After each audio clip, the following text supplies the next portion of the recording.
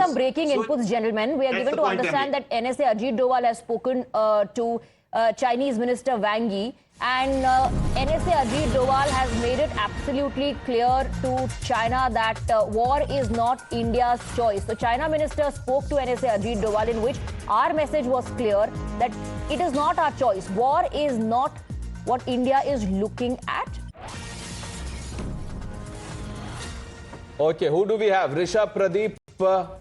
All right. Pradeep, Abhijit, just a short while ago, the Chinese FM spoke to the Pakistanis. He said China stands firmly with Pakistan.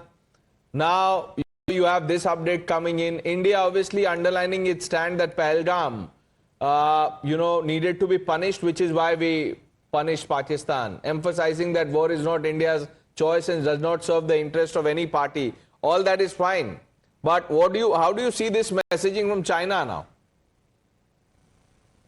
Look, China is doing what China always does. China doesn't have friends. They, they just use and dump policy.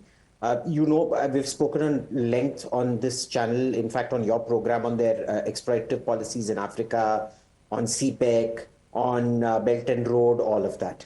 Now, China is basically trying to reach out. They don't realize or understand what has happened, or maybe they do and they're trying to fool everybody. I certainly don't trust the Chinese. I have never trusted the Chinese. I never will. But that said, we need to remember China does not like to take on other countries' liabilities. They try to help some of their free radicals. They don't believe in allies. They believe in free radicals. They give them nukes every now and then. They give them cash every now and then. And the job of the free radical is to stand up by themselves without Chinese help and destabilize the region. To an extent, Russia has become a Chinese free radical in Europe. North Korea was the OG free radical in East Asia. Pakistan is the free radical in South Asia. Laos, to a much smaller extent, is a different kind of free radical, not a non-violent free radical in Southeast Asia. I think Doval has made it very clear when he says war is not, we haven't chosen war. Yes. He's not ruling out war. He's saying war has been imposed on us. We didn't make it. That's very important. So we have not chosen war, but it is being imposed on us. Pradeep Datta is with us on the broadcast. After expressing full support for Pakistan, the Chinese minister spoke to NSA Ajit Doval, in which we've made it clear that we had to act after Pahalgam, after what was done in Pahalgam, but we're not choosing war. Okay, I believe, yes, we have lost Pradeep Datta. Let's bring in Gurinder Singh Dhillon. Sir, good evening. You've been with us over the last few days. Everybody. What do you make of what has happened in the last few hours? So I'll just say that when this DGMO talk and it came out that there is a stopping of firing and military action. So when I looked at 3 tweets, if you read the Rubio's tweet, there is one para which is not available in other tweets that says that both the parties have agreed that they will be talking to each other at some neutral venue. Now, this is totally a different this thing. Second thing is, when this announcement happened, it started from the tweet of the president of the US, not from our side. And I was at one of the channels. I said, till MEA comes say something, I am not going to believe it. But of course, within 2 minutes, there was a statement that there is a stopping of firing and military action. Now the ceasefire, stopping of action, all these things may be there. But as we were confused in the daytime, after the ceasefire violation, what I'm seeing that we, all the panelists sitting are confused as to what is happening. There was attack, there was not attack. Then there was call, foreign minister of China say something. Then we talking to our NSA and their some counterpart talking. And then there is different message.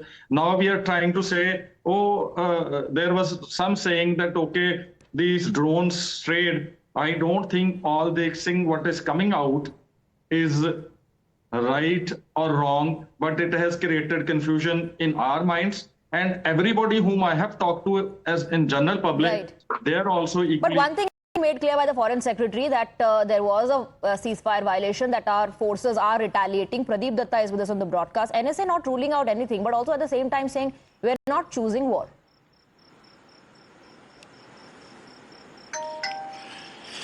Yes, you're absolutely right. In fact, a short while back during the press briefing, it has been conveyed that message has been sent to the commanders on the ground, because one thing the government has admitted, yes, there had been ceasefire violation, there has been aerial intrusion also, and that attempt has also been thwarted, and also the security forces are being given a free hand. Commanders on the ground have been conveyed that you give them a befitting response, because they will ensure safety, security and integrity of the country. There will be no compromise on that, and the troops will continue to remain vigilant. And they've asked Pakistan to take it seriously, because they want, because the DGMO level talks are going to be held on 12th of May. That means still there is a time. They should ensure that there is a ceasefire, because Pakistan has once again failed to keep its words. They failed to keep the agreement, and they thought that maybe after announcing ceasefire, the hostilities from both the sides will end. But what we have seen on the other side is that all of a sudden, after 2 hours, they opened mouths of their guns, started targeting a line of control area as well as on international border.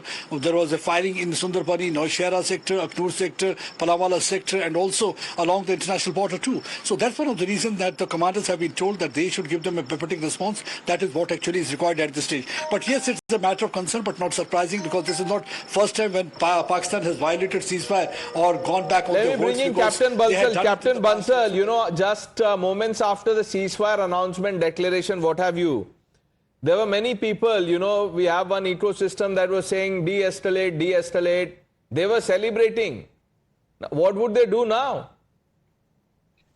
See, on your channel itself, I said, I am not a warmonger. I would like peace, but the way it was ushered in raised a lot of questions and a lot of comments. And I think that question comes even now. I think the Chinese NSA spoke to our NSA, and for the first time, I think they were unequivocal in their criticism of Pahalgam. Now, I don't know what has happened, and again, we are seeing this thing. And as I said, we need to continue this sort of a conflict, which degrades Pakistan's capabilities as the time goes by. And we need to continue this sort of a conflict, because Pakistan's DNA doesn't give us certain reassurance. I really don't know what General Asim Munir is up to, because he is not somebody like Bajwa, who I could have understood very easily. But at this juncture, it's very, very difficult to understand what Pakistan is trying. But one thing is very clear. This ceasefire has been violated. Now, whether it is with the concurrence of Munir, or it is without his concurrence and the junior commanders are doing it autonomously, because we must understand that in situations like this, it is the man on ground who actually decides. You're absolutely right. We should have no doubts that the ceasefire violation has happened. Abhijit, you know, the other thing which is clear from what has been happening over the last 40 minutes is that someone has given a tight slap to both Donald Trump and Rubio. Yes. Who that person is, that's for you to tell us. Well, I wish I knew. You know, there are some theories suggesting that Munir did this himself. Marco Rubio and Shehbaz Sharif had decided this over their head. I don't give that theory any credence. Do you really think a Pakistan Prime Minister would decide on a ceasefire without permission from the army chief? I mean, we all know who runs that country, right? It's certainly not the civilian administration. For me, the only real thing out here is corps commanders. Even the sort of rogue local commander doesn't make sense just because of the scale of the attack. This is a huge attack across several sectors. I mean, if you look at Udhampur on a map and Srinagar on a map, it would have taken some very senior commander to call this level of drones across such a wide spectrum of attack. So I'm sticking with the, corps commander upset theory. But the problem here is, you know, this agreement where water was delinked from the ceasefire, which is to say water was delinked from war, and that there was an acceptance that an act of terror equals an act of war. It couldn't have been good for Asim Munir's career. You remember in 65, Ayub Khan declared a great victory. But everybody in Pakistan knew it wasn't a victory after Tashkent, and when he was forced to sign a fairly humiliating agreement. And he was forced out of power in a few months after that. So Asim Munir was probably facing the same situation and won't put it past him also to have also ordered this attack to buttress his credentials or more. I mean, I don't think he has credentials, but he thinks he has. Whatever is left. Yeah. Okay. Air Marshal Sachdeva has been wanting to say something. Yes, sir. I think you were mentioning about the drones loitering around. Just remember, the drones have a life of about 30 minutes, 50 minutes. Loitering munitions will have a life of about 10 hours. So 30, 50 minutes drones which have been fired now, that means they fired after the ceasefire was announced. It is not that they were loitering around and they've come inside. So somebody has actually taken the action to let them go in. Absolutely. And our action as the Air Force will be first to defend. Whatever is coming in, to take it down and to have minimal impact on us. With a 4.5 kg drone, we're not going to destroy anything the way we have done towards their terror sites. So they haven't used those kind of things as of now. So as of now, the situation remains the same, isn't it? Back to square one, don't take anything that Pakistan says or agrees to or commits to at face value. We are